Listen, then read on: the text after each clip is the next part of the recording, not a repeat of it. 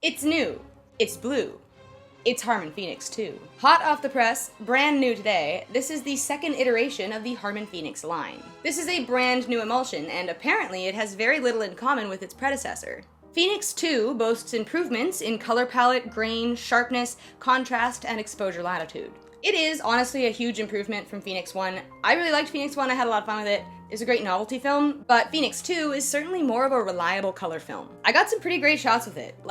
The colors are really vibrant and really beautiful, and I was also really impressed with some of the improvements to exposure latitude. This film is available in 35mm and 120 right off the bat, and I shot both formats for this video, so I'll show you some of each. In this video, I'm going to be giving you a brief overview of the film, what it is, what it costs, what's the deal, and then I will talk about the results that I got shooting with it. What I tried, what worked, what didn't, and what you can expect from your first roll. I'll show you example photos throughout this video, both edited and raw scans, to give you a better idea of what to expect straight out of the camera and what you can do with a few tweaks. And I'll compare photos from a roll of the original Phoenix that I shot alongside Phoenix II, so you can compare the results for yourself. If that all sounds good, stick around. You can leave a like on this video if you like it, if you find it helpful. I super appreciate that. You can subscribe to my channel to see more like it. I do a lot of film reviews. I do a lot of other stuff too. Go check it out. With all of that said, and without further ado, let's jump right in to the overview. So this is a 200 ISO C41 color film. It is DX coded at 200, but it works best between 100 and 200 ISO, according to the manufacturers. I shot one roll at 100 and one roll at 200, so I'll be able to compare results in the next section. It is available as a 35mm roll with 36 exposures, or in 120, which has 12 exposures. And like Phoenix I, Phoenix II lacks an orange mask on the film base, so you'll see the negatives are more of a cool tone. Because of these different base tints, the colors on this film are going to turn out kind of wonky if it's treated like a Kodak stock when the negatives are inverted. So Harman has a set of recommended scan settings to make sure that you're getting the right look. This film retails for around $14 USD or $19 Canadian, the same as its predecessor pretty much. It is classed as an experimental film because the film manufacturers acknowledge that it is not as refined or polished as other, more established color films, but they're working on getting there through this process of experimentation and refinement. So if you recall, Harman Phoenix was the first color film manufactured by Harman Technology. It was a brand new emulsion, and honestly, a pretty big deal when it came out in December of 2023. And when Phoenix came out, it was called a limited edition film because the manufacturers intended to reinvest the profits from that film into developing new and improved emulsions that would replace it. So this is the product of that. This is a new and improved emulsion, and true to its limited edition title, this is going to be replacing the original Harman Phoenix. That's right. The original Harman Phoenix is being phased out, so stock up on the red boxes because they will only be available while stocks last. Although Harman says that they may do like a limited run of it in the future if there is sufficient interest. They can keep it in their back pocket for like a 10-year anniversary special release or something. That would work really well on me. I love special releases and limited editions. That's a really good way to sell me a film stock. Harman, write that one down. I have a lot to say about how this film looks, visual improvements from Phoenix, etc., but I think it makes sense to talk about that in the next section while I talk about my results. So that was your overview. Let's move on and talk about my results. I have shot a fair amount of Phoenix I, and with that experience in mind, I metered my first roll of Phoenix II at 100 ISO. I did this because historically I have gotten much better results with Phoenix I at 100 than at 200. I know it's not called Phoenix I, it's just called Phoenix, but I'm gonna be calling it Phoenix I because it just makes it easier to differentiate them, I guess. However, I did get some overexposure shooting this at 100, especially in areas of really bright sunlight, as you can see. So my next roll I metered at 200 and I got much better results. The colors overall were a lot more vivid at 200 ISO, and I think this roll just looks a bit richer. You know what I mean? I was pleasantly surprised to see that the issues with narrow exposure latitude have been improved. Although Harman says that this film still greatly benefits from accurate exposure, you have a lot more wiggle room, I think, with Phoenix II than with Phoenix I. We still have nice, rich, jewel tone shadows on Phoenix II, which is important for me in a film stock. I can't stand like the murky green shadows that some stocks have. I really liked this about Phoenix I as well. The jewel tone shadows are super lovely, but the shadows aren't like an overwhelming aspect of the image, which is also related to contrastiness. It is way less contrasty than Phoenix I. At first, I thought this might have just been improvements to the scan settings or different scan settings, because I have had rolls of Phoenix I that didn't feel particularly contrasty, but comparing the negatives, Phoenix I to Phoenix II, you can definitely see what I mean. Like, the contrast is greatly improved. And these rolls, by the way, were taken on the same day with the same camera like 15 minutes apart. Like I shot one roll and then immediately shot the next one, and the lighting conditions were the same, and yet they look really different. Also, sorry about my 120 shots. I know that they're a little strange. I shot them on a Lomography Bel Air, and I really like that camera, but apparently I don't know how to use it. So I got these crazy like panoramas by accident, and actually the whole roll of film is just like kind of one long panorama. This one goes pretty hard though, not gonna lie. I am really happy with how some of them turned out. They're very cacophonous though. All of my 120 shots are like this, and it is not the film's fault. A bunch of these images would not be possible on Phoenix 1.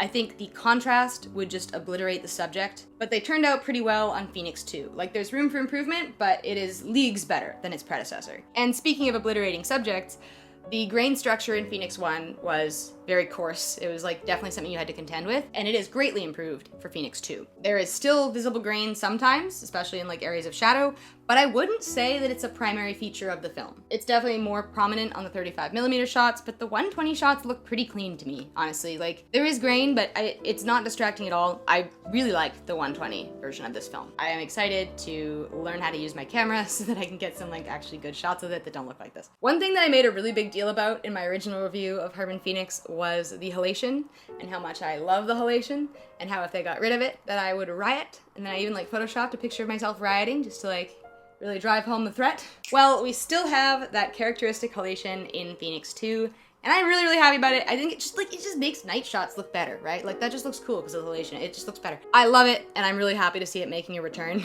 This one would have been gold if I had had a tripod for it. The colors are super vivid too, like right out of the scanner, even in the dark, which is really impressive. Speaking of vivid colors, the colors are one of this film's biggest improvements over the previous iteration. With Phoenix 1, the thing that really impressed me was the red tones. The reds were insane, and then all other colors were a bit wonky.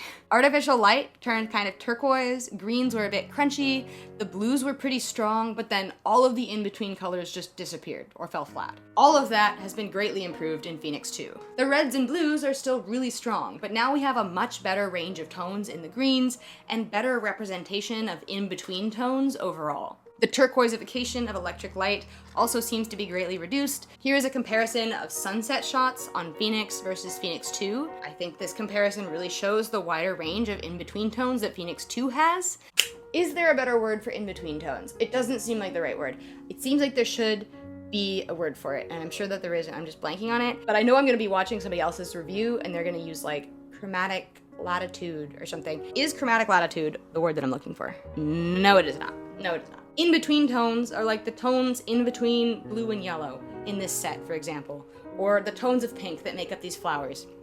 They are really important in skin tones because skin has so much depth to it, and you need a decent range of colors to make it look realistic. And Phoenix 2 does these in-between tones pretty well, like way better than Phoenix 1, way better. It is still not like the best film for portraits by any means. There's still a lot of room for improvement regarding skin tones and foliage, but it looks a lot better than Phoenix 1. Here's some shots from a roll of the original Phoenix 120 with the recommended scan settings, and you can see what I mean, right? Like, it looks dope as hell, but there's like 4 colors here.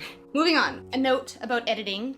I do edit all of my film photos, so it's important to me that the raw scans have enough potential that I can edit them to be the photos that I ultimately intended them to be. With Phoenix 1, I got a bunch of shots where I felt like my hands were kind of tied.